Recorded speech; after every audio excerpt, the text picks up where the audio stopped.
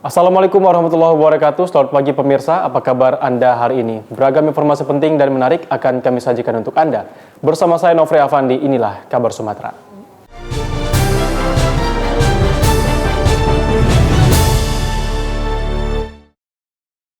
Pemirsa, terdampak kenaikan BBM, puluhan petugas kebersihan menerima sembako gratis dari Kapolres Karimun. Puluhan emak-emak dari petugas kebersihan mendapat sembako gratis dari Kapolres Karimun. Pemberian sembako secara cuma-cuma itu untuk meringankan kebutuhan, khususnya petugas kebersihan yang terdampak secara langsung dengan kenaikan BBM dan sembako. Paket bantuan tersebut berupa beras, minyak makan, mie instan, tepung, dan susu. Sebanyak 70 paket sembako langsung diserahkan oleh Kapolres Karimun. Mariati, salah seorang petugas kebersihan, mengatakan sangat terbantu atas pemberian sembako tersebut. Banget, terbantu. Dengan terbantu ya kak ya? Ya. Kak, kakak kerja apa nih kak?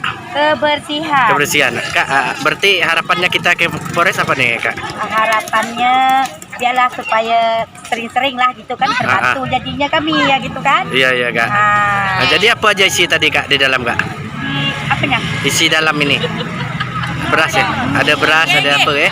Ada beras. Ada kayak itu kak. Pandang muka dia. Ada minyak ya. Oke.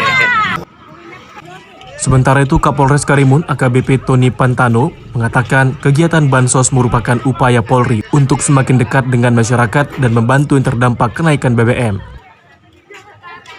Ada dengan masyarakat kebersihan, ibu-ibu kebersihan yang ada di wilayah Baran, dengan harapan nantinya kita bisa dekat dengan masyarakat, lebih harmonis dengan masyarakat, lebih berkeluarga dengan masyarakat dalam rangka meraih kepercayaan masyarakat kembali. Selain mendapat sembako, petugas kebersihan juga berkesempatan untuk sarapan bersama dengan Kapolres. Dari Karimun, Kepri, Jupri, TV One mengabarkan. Kongres pertama Kebudayaan Batak Toba dilaksanakan selama 2 hari, bertempat di TB Cilalai Center Balige, Kabupaten Toba, Sumatera Utara. Kongres ini mengusung tema penguatan identitas budaya di tengah interaksi global.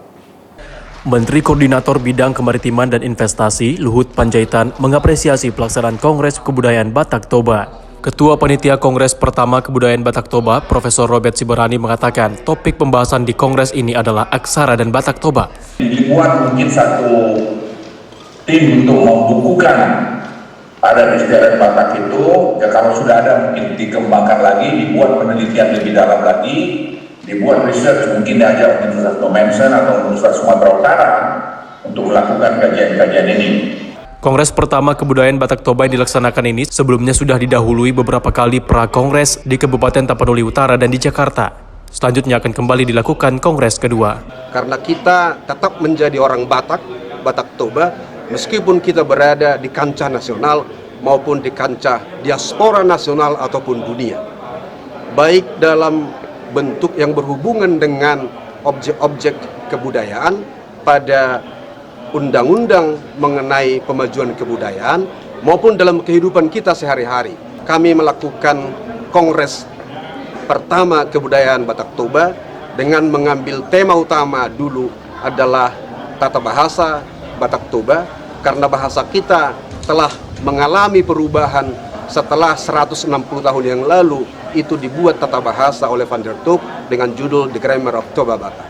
Kemudian pedoman ejaan bahasa Batak Toba, karena memang ada varian-varian, ada penambahan terutama dalam penulisan bahasa Batak Toba, maka perlu itu ditetapkan. Berikutnya berhubungan dengan ejaan dan bahasa, penulisan aksara Batak Toba ke depan ini, bagaimana kita laksanakan berbasis bahasa yang sudah kita miliki sekarang. Lalu yang keempat itu adalah bagaimana benda-benda budaya yang ada di luar negeri dan dalam negeri, kita berusaha membuat film dokumenter tentang itu. Dari Kabupaten Toba, Sumatera Utara, Syaren Situmorang, TV One mengabarkan. Setelah kurun waktu kurang lebih 8 bulan, sidang status kepemilikan tanah Ulayat Kesultanan Serdang masih belum terjawab. Teranyar Majelis Hakim kembali menunda sidang lantaran belum selesainya berkas putusan kasus tersebut. Status tanah Ulayat Kesultanan Serdang yang berlokasi di Dusun 4 Desa Kota Galuh, Kecamatan Perbaungan, Serdang Bedagai, Sumatera Utara, belum terjawab kepemilikannya. Polemik tanah seluas 64 hektar itu bergulir di Pengadilan Negeri Serampah sejak bulan Februari lalu, di mana Tengku Nurhayati selaku penggugat memiliki surat Grand Sultan alas hak dasar objek tanah. Sementara 3 tergugat lain hingga kini masih bersikukuh dengan menunjukkan surat pembayaran pajak bumi bangunan atau PBB sebagai bukti kepemilikan tanah. Berbagai agenda sidang sudah dilalui, mulai dari pemeriksaan saksi ahli, pihak BPN, notaris asal Medan Dani Barus, penjelasan kepala desa setempat, dan terakhir dosen Fakultas Ilmu Budaya Universitas Sumatera Utara untuk mengartikan salinan terjemahan Arab Melayu yang tertulis di surat Grand Sultan Tanah Ulayat tersebut. Ya sungguh kecewa saya, kecewa sekali. Kenapa sih ditunda-tunda terus? Ada apa? Jadi sungguh kecewa lah kami, udah begitu lama, berapa bulan, hampir setahun.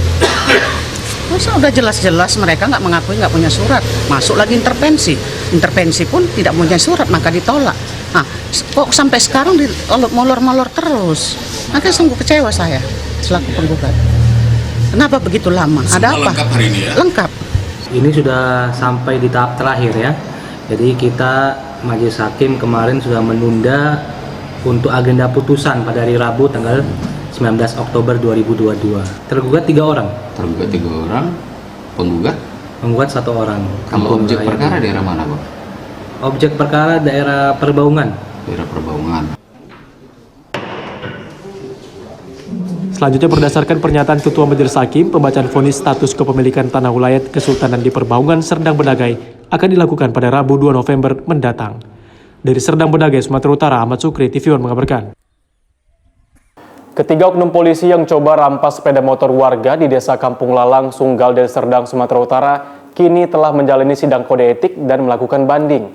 Salah seorang istri polisi yang tengah mengidap kanker serviks stadium 3 memohon kepada Presiden, Kapolri, dan Kapolda Sumatera Utara untuk meringankan hukuman suaminya. 3 oknum polisi yang mencoba merampas motor warga dengan modus jual beli COD di kawasan Desa Kampung Lalang, Sunggal, Deli Serdang, Sumatera Utara, kini sudah menjalani sidang kode etik profesi Polri pada 11 Oktober lalu di Mapolda Sumut. Ketiga pelaku masing-masing berinisial Bribka A, Bribka B, dan Bribtu H, yang sebelumnya berdinas di Samapta Polrestabes Medan, melakukan banding atas hasil sidang yang menyatakan pemberhentian tidak dengan hormat atau PTDH. Sementara itu, istri Bribka A, salah satu pelaku oknum polisi yang saat ini tengah mengidap penyakit kanker serviks stadium 3, sangat memohon kepada Presiden, Kapolri, dan Kapolda untuk tidak memecat sang suami. Ia pun tak kuasa membendung kesedihannya jika sang suami harus dipecat, apalagi saat ini memerlukan biaya pengobatan yang cukup besar, serta selalu menjalani kemoterapi setiap 3 minggu sekali. Kapolri, Pak Kapolri, Pak Jokowi, dikasih keringanan suami saya, jangan dipecat. Kami mau makan apa? Kalau dipecat, anak saya nanti gimana? Pengobatan saya gimana? Biayanya.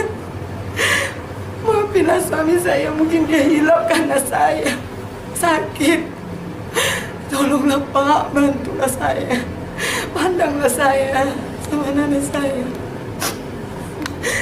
Pihak kuasa hukum pun nantinya akan menyurati Kapolri Jenderal Polisi Listio Sigit, Kapolda Sumut Irjen Pol Panca Putra Simanjuntak, bahkan ke Presiden Republik Indonesia Joko Widodo. Dan kita harapkan kepada pimpinan-pimpinan Polri, Bapak Polrestabes Medan, Bapak Kapolda Sumatera Utara Panca Simanjuntak, dan Bapak Kapolri serta Presiden untuk berilah keringanan kepada para keempat pelaku ini, terutama klien kami yang sudah tanda tangan kuasa ini dengan inisial AGM dan HKP. Dari Medan, Sumatera Utara, Ahmad Sukri, TV One mengabarkan. Pemerintah Kabupaten Tebo bersama ribuan santri dari berbagai pondok pesantren di Kabupaten Tebo, Jambi menggelar upacara peringatan Hari Santri Nasional. Peringatan Hari Santri yang jatuh pada 22 Oktober merupakan resolusi jihad santri dan ulama untuk membela tanah air dari tangan para penjajah. Dengan berbusana muslim, ribuan santri dari berbagai pondok pesantren di Kabupaten Tebo, Jambi menggelar upacara peringatan Hari Santri Nasional yang dilaksanakan di lapangan Garuda, Kecamatan Tebo Tengah. PJ Bupati Tebo, Aspan, yang hadir dalam kesempatan tersebut langsung melepas kirap santri untuk berkeliling Kabupaten Tebo.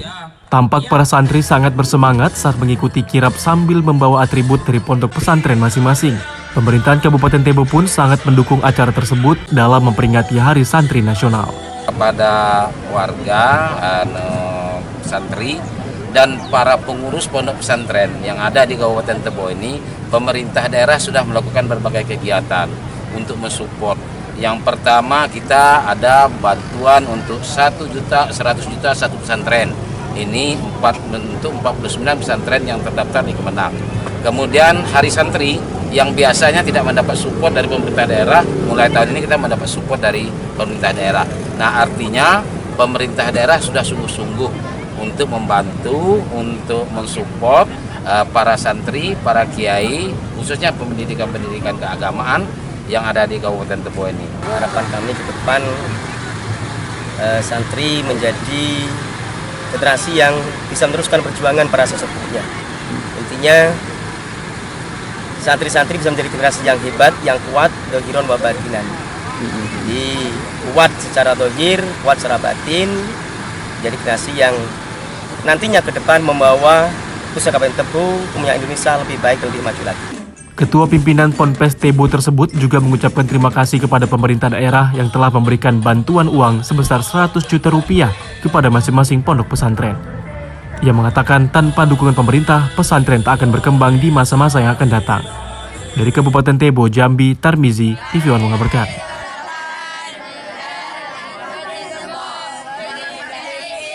Kembali di kabar Sumatera, pemirsa, kepedulian Pemkab Batubara dalam kebersihan lingkungan, Bupati Batubara terus menggeliatkan gotong royong secara rutin di setiap kecamatan dan desa yang ada di Batubara, sembari membagikan bantuan.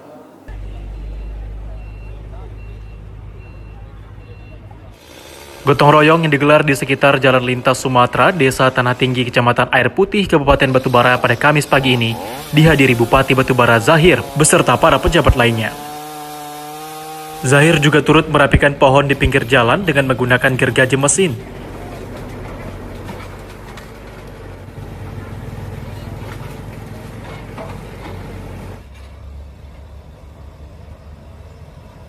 Dalam gotong royong tersebut, pemerintah Batubara menurunkan 3 unit alat berat untuk meratakan bahu jalan dan menormalisasi irigasi agar aliran air ke sawah petani lancar.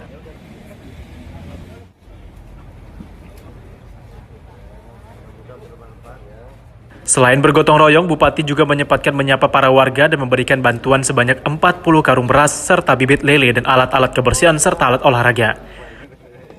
Zahir juga mengatakan gotong royong tersebut sebagai bentuk mewujudkan lingkungan bersih dan sehat. Membersihkan jalan, ya, semua itu untuk bermanfaat agar masyarakatnya bisa mendapatkan lingkungan yang sehat. Di samping itu juga, ya seperti kita lihat hari ini, air yang selama hari ini tidak jalan untuk mengairi air sawah, ini bisa jadi terairi dan bagus. Nah, sehingga akhirnya kita juga bisa sehat. Ya, masa pandemi COVID yang sekarang masih berlaku, nah ini kita harus selalu berolahraga. Jadi olahraganya dapat, sehatnya dapat, lingkungan dapat, penanganan inflasi juga dapat. Jadi semua terangkum dalam sebuah kegiatan. Dari Batubara, Sumatera Utara, tim TV One mengabarkan. Untuk mengurangi angka pengangguran serta tingginya permintaan di Indonesia, Baba Parfum melakukan ekspansi bisnis ke Pulau Jawa.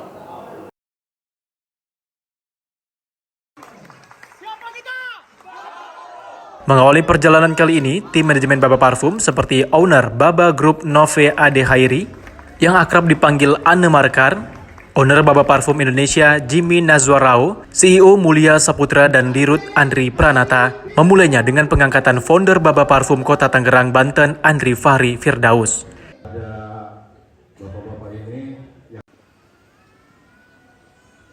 Dalam acara tersebut, kedatangan tim manajemen Baba Parfum disambut antusias kaum milenial yang ikut dalam bisnis Baba Parfum, karena dalam agenda tersebut mereka juga mendapatkan motivasi untuk berhasil. Setelah dari Kota Tangerang, puncak acara ekspansi Baba Parfum menghadiri undangan 1 tahun Baba Parfum Kota Sukabumi dan sekaligus pengangkatan General Manager Baba Parfum Sukabumi, Indah dan Dewi. Dalam acara 1 tahun Baba Parfum Sukabumi tersebut dihadiri Regional Fahmi Idris, Founder Pusat M. Iqbal, Founder Medan Topoy, GM Pusat Haryadi, Diansyah, dan Ilham, Supplier Pusat, Founder Batam, dan juga Supplier Batam. Dalam kesempatan itu, pihak manajemen Baba Parfum juga memberikan sejumlah sertifikat untuk para distributor hingga reseller yang menjadi garda terdepan dalam pemasaran Baba Parfum. Alhamdulillah dari Tangerang kemarin kita sudah mengangkat seorang founder dan melanjutkan lagi perjalanan ke kota Sukabumi itu untuk merayakan anniversary Baba Parfum yang pertama di sana.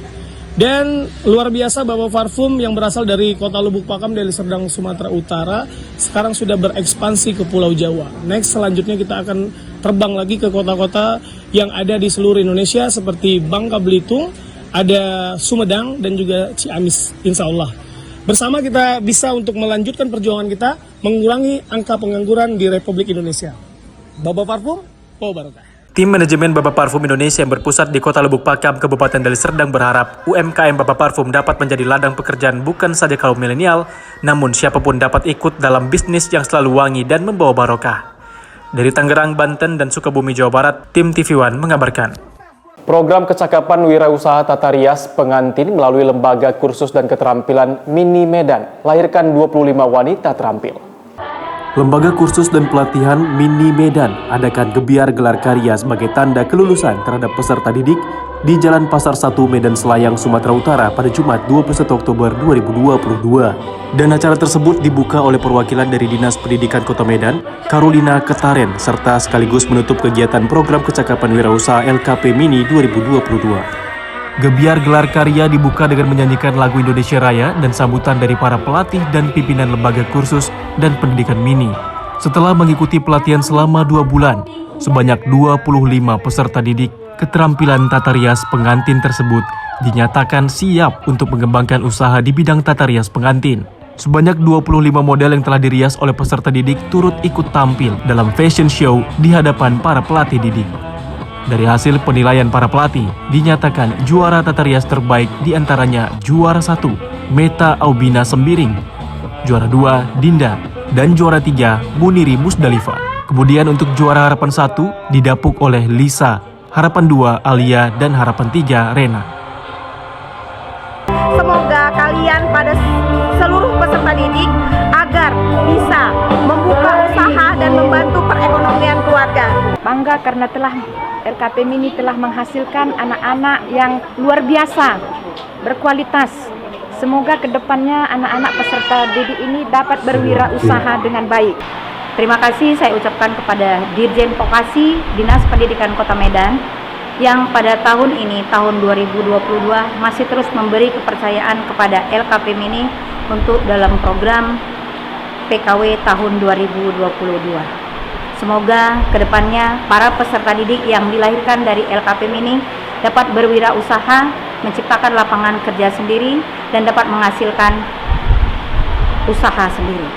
Program kecakapan wirausaha yang dinakodai oleh Lembaga Kursus dan Pelatihan Mini Medan ini dibuka secara gratis atas kerjasama dengan Direktorat dan Pelatihan Direktorat Jenderal Pendidikan Vokasi dan Kementerian Pendidikan dan Kebudayaan Kota Medan tahun ajaran 2022. Dari Medan, Sumatera Utara, tim TV One mengabarkan. Dewan Perwakilan Rakyat Daerah Kota Medan menggelar rapat paripurna dengan agenda tanggapan pemerintah Kota Medan terhadap pandangan umum fraksi atas Ranperda Kota Medan tentang perubahan atas Perda Kota Medan nomor 15 tahun 2016.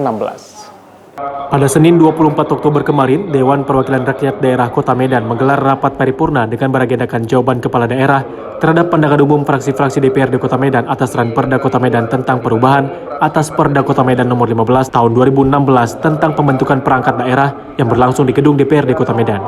Rapat paripurna dibuka oleh Ketua DPRD Kota Medan, Hashim, didampingi Wakil Ketua Iwan Ritonga, Rajudin Sagala, dan Bahrumsyah. Selain para anggota DPRD Kota Medan, rapat ini juga dihadiri Wali Kota Medan dan Wakil Wali Kota Medan, serta pimpinan OPD dan para camat sekota Medan. Dalam nota jawaban atas pandangan umum fraksi-fraksi DPRD Kota Medan, Wali Kota Medan Bobi Nasution menyampaikan salah satunya dalam upaya peningkatan PAD, Pemko Medan melakukan penyederhanaan sistem dan prosedur administrasi pemungutan pajak dan retribusi daerah melalui proses digitalisasi, pengendalian dan pengawasan pungutan PAD. Sementara itu, Ketua DPRD Kota Medan mengatakan dalam nota jawaban Pemko Medan, dalam pandangan umum fraksi-fraksi DPRD Kota Medan tentunya sudah sangat terperinci alasan untuk dilakukan perubahan perangkat daerah. DPRD Kota Medan berharap nantinya akan ada kinerja yang lebih baik lagi, sehingga akan lebih bagus dalam memberikan pelayanan lebih baik dan visi misi melalui program dari Wali Kota Medan, pembangunan Kota Medan itu tepat sasaran dan bisa dinikmati oleh warga Medan ke depannya. Nantinya beberapa OPD yang di merger yang menjadi satu dinas, kita harapkan itu kinerja bisa lebih bagus, bisa memberikan pelayanan lebih baik, dan visi misi program dari Wali Kota Medan, Pemko Medan itu bisa dijewantahkan dengan baik sehingga nantinya mendapat pembangunan di Kota Medan itu lebih tepat sasaran dan bisa lebih dinikmati oleh masyarakat Kota Medan secara keseluruhan. Dari Medan, Sumatera Utara, Zulfahmi, TV One mengabarkan. Senin 24 Oktober kemarin, Dewan Perwakilan Rakyat Daerah Kota Medan menggelar rapat paripurna dengan agenda tanggapan pemerintah Kota Medan terhadap pandangan umum fraksi-fraksi atas Renperda Kota Medan tentang RAPBD tahun anggaran 2023. Rapat paripurna dibuka langsung oleh Ketua DPRD Kota Medan, Hashim, serta didampingi Wakil Ketua Ihwan Ritonga, Rajudin Sagala, dan Bahrumsyah. Selain para anggota DPR Kota Medan, rapat paripurna itu juga turut dihadiri Wali Kota Medan Bobi Nasution dan Wakil Wali Kota Medan Aulia Rahman, serta pimpinan OPD dan camat se-Kota Medan. Rapat paripurna yang berlangsung di gedung DPRD Kota Medan itu beragendakan tanggapan pemerintah Kota Medan terhadap pandangan umum fraksi-fraksi DPRD Kota Medan atas Ranperda Kota Medan tentang RAPBD Kota Medan tahun anggaran 2023. Dalam nota tanggapan dibacakan Wali Kota Medan Bobi Nasution dan Wakil Wali Kota Medan Aulia Rahman mengatakan bahwa formulasi kebijakan pendapatan belanja dan pembiayaan daerah yang dirumuskan dalam RAPBD anggaran 2023 telah sesuai dengan ketersediaan sumber daya pembangunan yang dimiliki Kota Medan. Selain itu, kerangka anggaran yang disusun dalam RAPBD juga ditekankan kepada prioritas pembangunan kota yang telah ditetapkan. Sementara itu, Ketua DPRD Kota Medan mengatakan bahwa jawaban kepala daerah sudah sangat terperinci terhadap pandangan umum dari masing-masing fraksi, sehingga RAPBD yang dihasilkan nantinya merupakan wujud nyata dan bisa memberikan hasil yang lebih baik kepada masyarakat Kota Medan untuk mendapatkan pembangunan kota terkhusus di bidang infrastruktur. Nanti RAPBD yang dihasilkan itu merupakan wujud yang sangat baik yang bisa memberikan hasil yang lebih baik lagi kepada masyarakat Kota Medan, sehingga harapan masyarakat Kota Medan untuk mendapatkan pembangunan Kota Medan terkhususnya di infrastruktur itu ya bisa terjawab lebih baik lagi di tahun 2023. Rapat yang berlangsung di ruang rapat paripurna DPRD Kota Medan ditutup dengan penyerahan berkas tanggapan kepala daerah terhadap pandangan umum fraksi-fraksi DPRD Kota Medan atas Ranperda Kota Medan tentang RAPBD Kota Medan tahun anggaran 2023 oleh Wali Kota Medan kepada Ketua DPRD Kota Medan. Dari Medan, Sumatera Utara, Fahmi, TV One mengabarkan. Dewan Perwakilan Rakyat Daerah Kota Medan kembali menggelar rapat paripurna dengan agenda penyampaian laporan panitia khusus pendapat fraksi-fraksi DPRD Kota Medan dan penandatanganan pengambilan keputusan sekaligus persetujuan bersama dengan kepala daerah atas Ranperda Kota Medan tentang penetapan zonasi aktivitas pedagang kaki lima. Rapat paripurna beragendakan penyampaian laporan panitia khusus, pendapat fraksi-fraksi DPRD Kota Medan, dan penandatanganan pengambilan keputusan DPRD Kota Medan sekaligus persetujuan bersama DPRD Kota Medan dengan kepala daerah atas Ranperda Kota Medan tentang penetapan zonasi aktivitas pedagang kaki lima di Kota Medan berlangsung di gedung DPRD Kota Medan pada Selasa 25 Oktober lalu. Rapat paripurna dipimpin Ketua DPRD Kota Medan, Hashim, turut didampingi seluruh wakil ketua dan anggota dewan lainnya. Rapat paripurna turut dihadiri Wali Kota Medan Bobi Nasution dan Wakil Wali Kota Medan Aulia Rahman dan pimpinan OPD serta para camat se-Kota Medan. Ketua Panitia Khusus Zona PKL, Henry Dwin Sembiring, menyampaikan laporan terkait pembahasan di mana 8 fraksi DPRD Kota Medan terbukti menyatakan Ranperda ditetapkan untuk dijadikan perda. Langkah ini guna memaksimalkan kajian-kajian yang dilakukan Pansus Pembahasan Ranperda Kota Medan tentang penetapan zonasi aktivitas PKL Kota Medan. Henry menambahkan peraturan daerah tentang penetapan zonasi aktivitas PKL di Kota Medan tentunya bertujuan untuk meningkatkan kesejahteraan pedagang kaki lima, menjaga ketertiban umum dan kebersihan lingkungan, serta mengatur, menata, dan memberdayakan PKL di Kota Medan sesuai dengan zonasi yang ditetapkan guna menciptakan Kota Medan yang aman, bersih, dan tertib. Sementara itu, dalam pidatonya, Wali Kota Medan menyampaikan pertumbuhan PKL yang semakin pesat dari waktu ke waktu rentan menimbulkan dampak terganggunya lalu lintas sehingga perlu dilakukan penataan PKL ke depannya. Adapun lokasi PKL yang diatur dalam Ranperda yakni zona merah yaitu lokasi bebas dari adanya aktivitas PKL, zona kuning yaitu lokasi diizinkan untuk adanya aktivitas PKL bersyarat, sedangkan zona hijau yaitu lokasi diinginkan dan diperuntukkan PKL dengan penataan pengelompokan jenis dagangan. Ini akan menjadi resmi pedagang kaki lima untuk melakukan aktivitasnya. Tentu kita harapkan pedagang kaki lima itu bisa dilakukan pembinaan, ya, pembinaan sehingga nanti pedagang kaki lima ini bisa menjadi usaha mikro kecil yang tentunya bisa meningkatkan taraf hidup dari pedagang kaki lima. Dari Medan, Sumatera Utara, Zulfami, TV One mengabarkan. Peringatan Hari Santri 2022 digelar di Musi Banyuasin, Sumatera Selatan. Ribuan santri serta ratusan ulama dari 28 pondok pesantren di Musi Banyuasin antusias mengikuti acara Hari Santri Nasional tersebut. Kedatangan PJ Bupati Musi Banyuasin, Apriyadi, disambut meriah oleh ribuan santri dari 28 pondok pesantren di Musi Banyuasin saat menghadiri Hari Santri tahun 2022 yang digelar di kawasan Kecamatan Sungai Lilin, Musi Banyuasin, Senin 23 Oktober 2022. Selain dihadiri oleh ribuan santri, puncak acara Hari Santri ini juga dihadiri oleh ratusan ulama serta dinas instansi di lingkungan Pemkab Musi Banyuasin. Selain itu hadir pula anggota DPRD Musi Banyuasin, Kapolres Musi Banyuasin, serta Dandim 0401 Musi Banyuasin. Dalam peringatan Hari Santri di Musi Banyuasin itu, PJ Bupati Musi Banyuasin juga memberikan bantuan mobil untuk operasional pondok pesantren, serta bantuan uang tunai kepada warga yang terdampak kenaikan BBM, pengusaha kecil pondok pesantren, bahkan bantuan puluhan rumah kepada warga.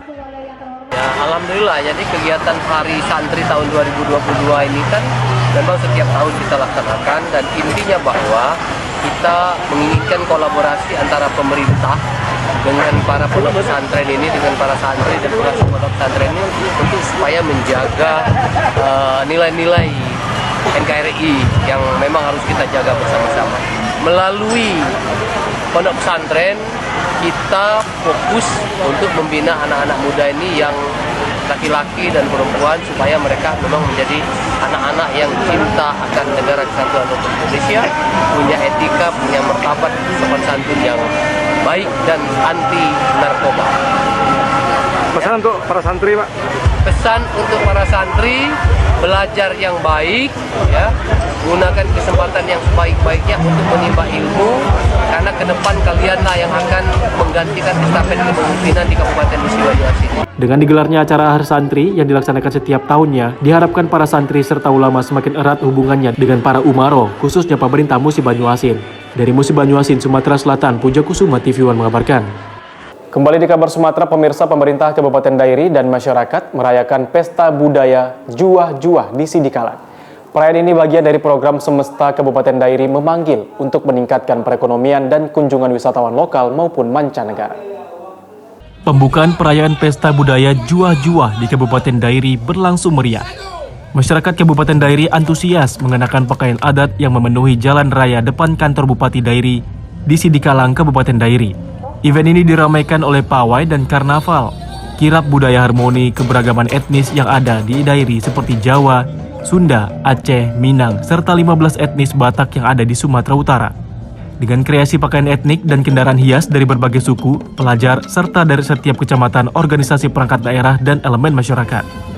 Pawai ini dimulai dari depan kantor Bupati Dairi, kemudian menuju Gedung Nasional Jauli Manik. Desain kendaraan hias dari para peserta lomba karnaval terlihat begitu menarik dan unik, yang juga dihiasi dengan berbagai ragam hasil bumi dari daerah masing-masing kecamatan.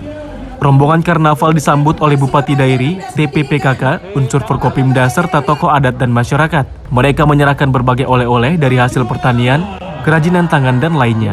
Pesertaan Juah-Juah dihadiri oleh seluruh marga dan masyarakat Pak-Pak dengan acara adat warisan budaya, nenek moyang, seperti tarian adat dan marjambar atau pembagian kepala dan daging kerbau sesuai adat istiadat Pak-Pak. Kekuatannya ada di istiadat dan budaya leluhur Pak-Pak, tetapi sekaligus bisa merangkul semuanya, menampilkan semuanya. Keanekaragaman itu terlihat, terasa, persaudaraan itu terasa, tetapi akarnya tetap budaya. Jadi kita lihat tadi proses adat istiadat, jumpa antara pemerintah administratif dengan pemerintahan adat. Itu kita jumpa dan berdialog. Jadi saling mendukung itu dengan acara adat, itu full dilakukan di acara ini. Acara ini digelar selama 2 hari, 13 hingga 14 Oktober 2022. Tahun ini merupakan bagian dari program Semesta Kabupaten Dairi memanggil untuk mengundang para wisatawan baik dari lokal maupun mancanegara.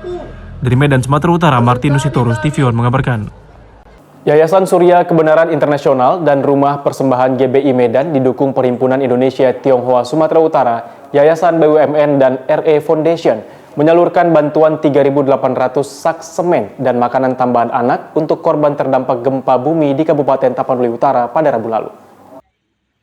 Bantuan 3.800 sak semen terrealisasi berkat inisiatif dari pembina utama YSKI, Pendeta Bambang Jonan yang disalurkan melalui Posko Diakonia Tarutung dan diberikan kepada jemaat gereja di Taput, yakni jemaat HKBP, GKPI, HKI, GKPS, GPP, GKLI, BNKP, GBKP, GPDI, dan gereja lain yang juga mengalami kerusakan akibat gempa.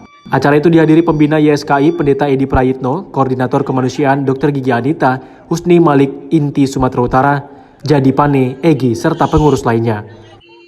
Yayasan Surya Kebenaran Internasional juga memberikan motivasi semangat hidup kepada korban dan anak-anak yang terdampak gempa bumi di Kecamatan Parmonangan, Kabupaten Tapanuli Utara, dengan mengadakan kegiatan bakti sosial pembagian makanan tambahan untuk anak dan ibu hamil di halaman gereja HKBP Huta Tinggi. Kegiatan itu dengan memberikan susu formula untuk anak balita, multivitamin, alat sanitasi, selimut, dan beras.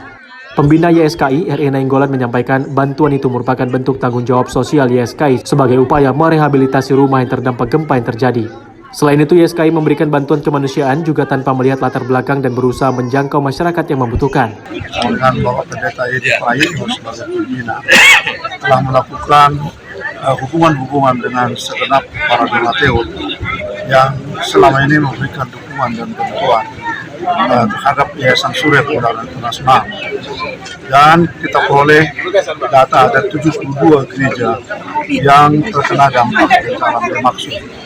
Dan beliau bersama dengan Yayasan Surya Kebenaran Internasional telah dapat menggalang 50 sak semen per gereja sebanyak 72 gereja dari gerakan-gerakan yang dilakukan oleh Bapak Pendeta Bambang Jonan dan Pak Edi Prayitno. Maka terkumpullah 3.800 sak semen untuk 72 gereja. Dari Medan, Sumatera Utara, Martinus Sitorus, TV One mengabarkan. Dalam upaya memenangkan calon Presiden Anies Rashid Baswedan, DPW Nasdem Sumatera Utara bersama 55 relawan melakukan pergerakan dengan cara menegakkan jari telunjuk di bibir sebagai simbol perlawanan menghadapi buzzer yang berpotensi pemecah belah bangsa pada pemilu 2024 mendatang. Aksi gerakan melawan buzzer para penghasut pemecah belah bangsa dilakukan dalam rapat konsolidasi DPW Partai Nasdem Sumatera Utara bersama puluhan relawan pendukung Capres Anies Baswedan di auditorium gedung kantor DPD Partai Nasdem Sumut. Gerakan jari telunjuk menempel di bibir sebagai simbol kedamaian dalam pemenangan Anies Rashid Baswedan sebagai Presiden RI pada Pilpres 2024 mendatang yang didukung Partai Nasdem. Ketua DPW Partai Nasdem Sumatera Utara, Iskandar, saat memimpin rapat konsolidasi bersama para relawan pendukung Capres Anies Baswedan berikrar untuk berjuang penuh pencapaian target 65% perolehan suara di Sumatera Utara. Rapat konsolidasi DPW Partai Nasdem Sumut bersama puluhan relawan terdapat 5 poin kesepakatan dalam pemenangan Anies Baswedan sebagai Presiden 2024-2029 mendatang. Dengan meneladani kepribadian sosok Capres Anies Baswedan yang santun, cerdas, dan mengutamakan persatuan kesatuan bersama Partai Nasdem dan relawan untuk berjuang melawan buzzer sehingga tercipta pemilu 2024 yang damai. Kami dalam melaksanakan sosialisasi terhadap Pak Anies adalah meneladani perilaku beliau, yaitu melaksanakan sosialisasi dengan santun, dengan damai, dengan penuh kesejukan. Dan kami tidak ingin melakukan sosialisasi dengan cara-cara menghasut, memfitnah, dan melakukan sumpah serapah. Untuk itu juga, pada hari ini juga kami menyepakati bahwasanya ada simbol perlawanan dari seluruh pendukung Pak Anies, yaitu meletakkan telunjuk di bibir, yaitu menghadapi para buzzer, para provokator, para yang ingin memecah belah bangsa. Jadi simbol perlawanan kita adalah kita minta mereka diam dan kita juga akan diam. Dari Medan, Sumatera Utara, Amidal Yauzar, TV One mengabarkan. PJ Bupati Musi Banyuasin melaksanakan kunjungan kerja ke Kecamatan Bayung Lincir, Musi Banyuasin. Dengan disambut meriah oleh ribuan warga, Bupati melonsing jaringan gas rumah tangga, kemudian memberikan uang ratusan juta rupiah untuk modal usaha, serta memberikan bantuan bibit cabai dalam upaya menekan inflasi di wilayah Musi Banyuasin. PJ Bupati Musi Banyuasin, Sumatera Selatan disambut meriah oleh ribuan warga, serta iringan tarian tradisional dalam rangka kunjungan kerjanya di Desa Mendis, Kecamatan Bayung Lencir, Musi Banyuasin pada Rabu 26 Oktober 2022. Dalam kunjungan kerjanya, PJ Bupati Musi Banyuasin yang didampingi oleh Camat Bayung Lencir serta Forkopimda melaunching jaringan gas rumah tangga sebanyak 2.500 jaringan.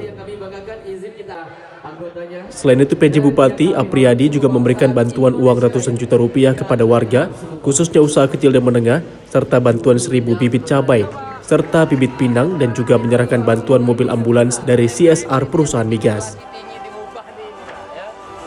Kan menindaklanjuti arahan Pak Presiden, Pak Jokowi.